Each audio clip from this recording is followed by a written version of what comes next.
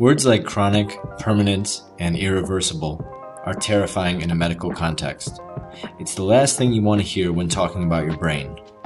Sadly, many people are under the impression that they have suffered permanent brain damage after going through benzodiazepine use and withdrawal. I was one of these people. What can I say? When you are 6 months into benzo withdrawal and you have not experienced any significant improvements, it's difficult to see how your brain has not been damaged. After a year of being off benzos, I am now convinced the damage was not permanent. But I am just one person, and my use and withdrawal, which was an average of 1 milligram of ativan for a bit over 2 years and then a hasty 2-month taper, is likely different from yours. What does the science say about all of this? Despite being so widely prescribed, there have not been many studies on the effects of benzodiazepines on brain structure over time. It is maddening to think about all the people that are navigating the dark side of benzos with little support from the psychiatric profession and simultaneously a lack of scientific studies. In the 1980s, Professor Malcolm Lader conducted several studies looking at brain scans amongst long-term benzodiazepine users. In each study, there were results that were occasionally suggestive of a link between benzodiazepine use and structural changes in the brain, but nothing remotely conclusive. The majority of patients showed no changes in their brain scans. Several other studies were conducted later with similar results, but these studies just looked at the structure of the brain itself. While there was not any brain atrophy in most patients, there still could be functional changes to the brain. Could these be permanent? Concerning possible permanent functional changes to the brain, Dr. Heather Ashton had this to say: GABA is the brain's natural calming neurotransmitter. These receptors downregulate or become fewer as tolerance to benzodiazepines develops with chronic use. Such downregulation is a homeostatic response of the body to the constant presence of the drugs. Since benzodiazepines themselves enhance the actions of GABA, extra benzodiazepine receptors are no longer needed, so many of them are in effect discarded. These downregulated receptors are absorbed into neurons where over time they undergo various changes, including alterations in gene expression.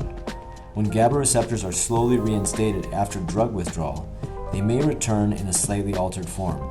They may not be quite so efficient as before in increasing the actions of GABA. As a result, the brain may be generally less sensitive to GABA, and the individual is left with heightened central nervous system excitability and increased sensitivity to stress.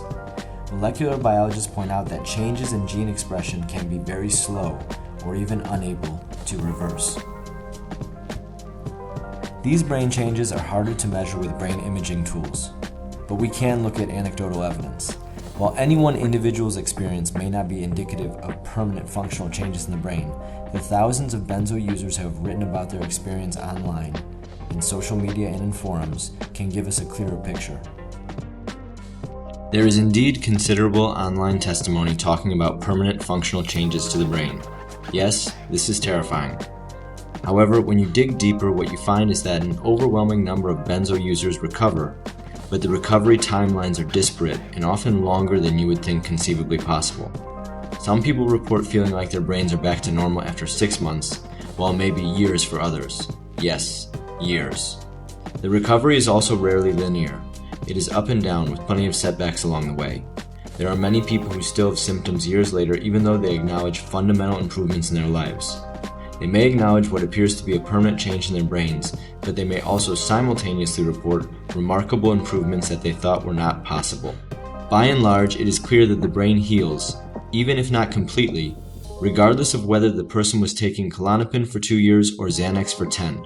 Our physical bodies are remarkably resilient, and the brain is no exception.